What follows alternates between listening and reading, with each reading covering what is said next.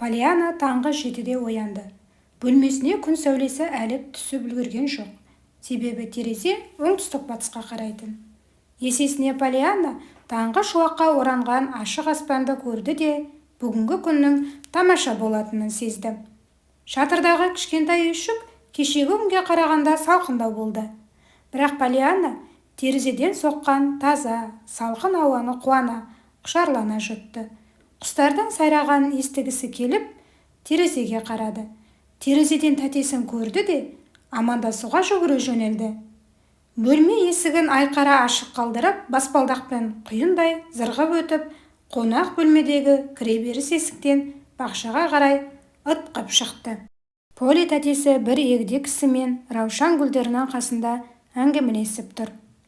Дәл осы сәтте Полиана жүгіріп келіп, тәтесінің мойнына асыла кетті. Поли тәте, осы өмірде бар екеніңізге қуаныштымын. Тәтесі қатаң дауыспен, Полиана, деді де мойнына асылып тұрған қызға, сен күнде осылай амандасасың ба? Деді таңырқап. Жоқ әрине, Поли тәте, мен тек жақсы көретін адамдармен ғана осылай амандасамын. Таңертең терезеге қарадым да, сізді көрдім. Сіз менің тәтемсіз ғой. Сіз әйелдер көмегі ұйымынан емессіз, және өте жақсы адамсыз. Шыдай алмай кеттім, Поли тәте. Сондықтан бөлмемнен жүгіріп шығып, сізді құшақтай алдым. Бүкірейген шал басын бұрып бұларға қарап қалыпты. Поли Бекеш қабағын шытып ашуланғандай болды. Полиана, сен, мен, Томас өзі не айтып тұрғанын түсінбей шатасып, сәл абдырап қалды да. Бүгінге осы тұрғанымызда жетер.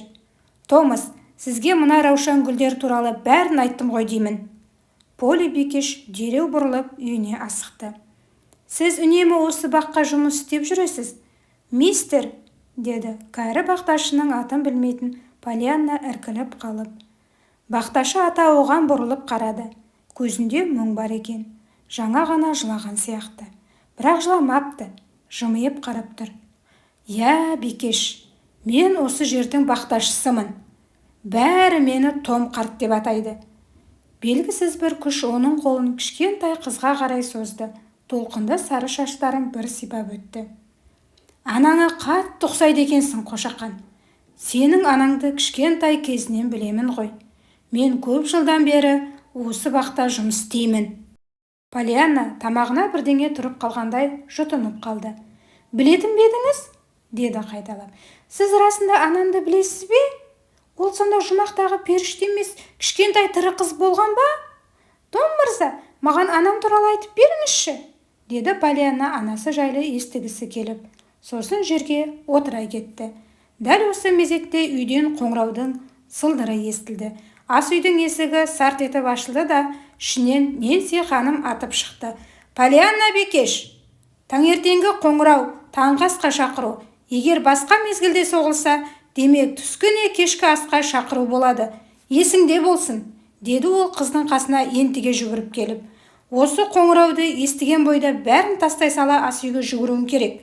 Егер осыны жақсылап ұғып алмасаң, бізден ақылдырақ біреу, әлгі сенің ойыныңдағыдай бізді қуанышқа бөлеуі мүмкін. Солай деді де, тыңдамаған балапанды тауық қораға кіргізген секілді қыздың арқасынан қақпақайлап, үйге қарай алып кетті. Таңғы астың алғашқы 5 минуты тыныш өтті. Сосын Поли тәтесінің көзіне үстел басында сайран құрған 2 шыбын түсті. Нэнси, үйде шыбын қайдан жүр? Деді қабағын түйіп. Білмеймін, ханым, ас үйде бірде-бір шыбын жоқ. Нэнси кеше Полиананы іздеп жүріп, шатырдағы бөлменің терезелері ашық қалғанын байқамаған еді. Мүмкін бұл менің шыбындарым шығар, деді Полиана. Олар жоғары жақта өріп жүр. Нэнси ас үйден атып шықты. Қолындағы шайға деп пісірген ыстық тәтті тоқаштарды үстелге қоймастан өзімен ала кетті. Менің шыбындарым дейді, мұнымен айтпақшысың. Олар үйде қайдан жүр? Бәрі түсінікті ғой, Поли тәте. Олар есік пен терезе арқылы ұшып кірген. Кейбірі даладан тура біздің үйге қарай ұшып бара жатқанын өз көзіммен көргенмін. Сен көрдің бе? Деді Поли Бекеш аса байқамбаздықпен. Сен бөлмеңнің терезелерін аштың ба? Терезеге әлі тор қойылмаған ғой. Дұрыс, онда тор жоқ. Осы кезде Ненси ыстық тоқыштарды ас үйге қайта келді. Түрінен тұрып қалмай, беті қызарып кетіпті. «Ненси», деді Поли Бикеш суық кейіппен. «Ұстап тұрған тәтті тоқыштарды үстелге қоя салсаң, ештеңе етпес деп ойлаймын. Қазір барып Полианнаның терезелерін жап. Ыдыстары жуып болған соң, шыбын ұрғышты алып бөлмелердің бәрін аралап шық. Мына үйде бірде-бір шыбын қалмасын». «Полианна», деп сіңілісіне бұрылды, «сенің бөлмеңе тор терезе алуға тапсырыс бердім. Мен әрдайым сөзімде тұрып, борышымды орындайтын жанмын. Байқаймын, сен өз борыштарың туралы ұмытып кететін сияқтысың». Полианнаның көзі шарасынан шыға жаздап, таң қалды. «Борыштарымды ұмыттың ба?» деп қайталап сұрады. «Әрине», деді тәтесі сөзін жалғап. «Қазір күн жылы, мүмкін ыстық та шығар. Бірақ соған қарамастан сенің борышың күн суығанша терезелеріңді ашпау. Есіңде болсын, Полианна, шыбындар жиіркенішті, сондай-ақ лас жәндіктер. Олар денсаулыққа өте зиян. Таңғы асты ішіп болған соң, саған шыбын туралы кішкентай кітапша беремін. Шыбындарды үйге кіргізуге болмайтынын әрқашан есіңде сақта». «Оқуға ма?» деді қуанған Полианна. «Рахмет, мен кітап оқығанды жақсы көремін». Поли Бикеш ауыр күрсінді де езуін тез жиып алды. Полианна тәтесінің бұл қылығын түсінбей, ұзақ ойланып тұрды. «Өзімді кінәлі сезініп тұрмын, Поли тәте. Маған жүктелген міндеттер туралы білген жоқпын. Енді олай істемеймін. Терезелерді жауып жүремін», деді кінәлі дауыспен. Тәтесі жауап қайтармады. Тіпті таңғы ас біткенше үн қатқан жоқ. Тамақ ішіп болған соң ғана кербез кейіпте кітап сөресіне қарай беттеді. Сөреден кішкентай кітапты алды да женіне қайтып келді. «Мен саған осы кітап туралы айттым, Полианна. Өз бөлмеңе бар да кітапты оқы. Жарты сағаттан кейін бөлмеңе келемін. Саған қандай киім керек екенін талқылаймыз». Полианна кішкентай кітаптың мұқабасында тұрған шыбынның үлкейтілген бейнесіне қарап таң қалды. «Рахмет сізге, Поли тәте», деді де кері қарай жүгіре жөнелді. Поли Бикеш түксиіп бір сәт шарасыз күйде тұрып қалды да бірден дәлізге шықты. Жиені бөлмесіне қарай жүгіргені сонша, тапырлаған аяқ дыбысы шатырдағы бөлме жақтан естіліп жатты. Жарты сағаттан кейін Поли баланың бөлмесіне кірді. Тәтесін көрген Полианнаның қуанышында шек болмады. «Поли тәте, қымбаттым, рахмет сізге. Бұл өте қызық кітап екен. Шыбындардың соншалықты еңбекқор және көп нәрсені алып жатынын білмеппін». «Жа, қоя ғой», деп Поли қыздың әңгімесін бөліп жіберді. «Қазір басқа нәрсемен айналысамыз. Шкафтан киімдеріңді шығар. Мен олардың қандай күйде екенін көрейін. Саған шақ келмейтіннің бәрін Салливандарға жөнелту керек». Полианна тәтесімен шыбындар жайлы тағы әңгімелескісі келіп еді. Сондықтан шкафта тұрған киімдерін шығарғысы келмесе де шығарды. «Менің киімдерім сізге ұнамайтын шығар. Соңғы уақытта әйелдер көмегіндегілерден келген киімдердің ішінде үлкендер мен ұлдарға арналған киімдер ғана болды. Сіз мұндай киімдерді ешқашан кимеген боларсыз, Поли тәте». Полидің жалт қарағанын көргенде Полианна сөзін қайтып алғысы келді. «Әрине, қалай ұмыттым», деп дереу сөзін түзеуге көшті. «Бай адамдар ешқашан қайырымдылық көмек күтпейді ғой. Осы бөлмеде отырған соң ба, сіздің бай екеніңізді ұмытып кете беремін». Бұл сөздерді естіген Поли Бикештің ашуланғаннан беті қызарып кетті. Бірақ не дерін білмей, үнсіз отырып қалды. Полианна тәтесін ұялтқанын сезерде емес. «Сонымен бұл қайырымдылықтан келген заттарым», деп сөзін түк болмағандай жалғастыра берді. «Ішінде іліп алар ештеңе жоқ деуге болар. Бұл заттардың бәрі ескі құсқы ғой. Қалағаныңдай зат келмейтінін біліп тұрсаң да бір жақсы бұйымдар күтіп жүресің. Сондай зат шығып қалатындай үмітіңді үзбейсің. Бірақ олай болмайды. Дәл осы көмектен кейін әкем екеумізге...» Полианна бірден есін жиып, «Маған ойнау қиын болды», деді де шкафтан көйлектерін тез-тез шығара бастады. «Киімдерім түк те әдемі емес», деді де мұрнын тартып қойды. «Олар маған қара түсті көйлек алмақшы болған. Бірақ ол ақшаға шіркеуге кілем аламыз деп шешті. Басқа көйлегім жоқ». Поли Бикеш баланың киімдеріне саусағының ұшын тигізер-тигізбестен қарап шықты да, жиені мұндай қалған құтқан киім кимеуі керек деп шешті. Жамалған киімдер тұрған жәшікке бұрылып та қарамады. Ең әдем киімдерімді қазір киіп жүрмін, деді Полианна сасқанынан. Әйелдер көмегі киіндірген. Бұл ұйымның төрайымы Джонс ханым шіркеу баспалдақтарына кілем алмаса да, маған көйлек көншек алатынын айтты. Бірақ кейін бәрібір кілем алатын болды. Өйткені Уайт мырза бай адам. Оған тоқылдаған дыбыстар жақпайды екен. Ол кісі жүкесін жұқартқанша жетпей тұрған ақшаны кілемге беретін айтыпты. Менің ойымша, Уайт мырза жетім жесірлерге көмек беріп жүргеніне қуануы керек. Жүкесі нашар болғаны әрине жаман, дегенмен оның ақшасы бар ғой. Сен мектепке бардың ғой? Иә, деді тәтесі Полианнаның жүрек жарды әңгімесін елемеген қалпы. Әрине, Поли тәте, сондай-ақ әкем мені бірден үндемей қалып. Менің айтқым келгені, өзім де үйде дайындалатынмын, деді. Поли Бикештің қабағы түсіп кетті. Дұрыс-ақ, күзде осындағы мектепке барасың.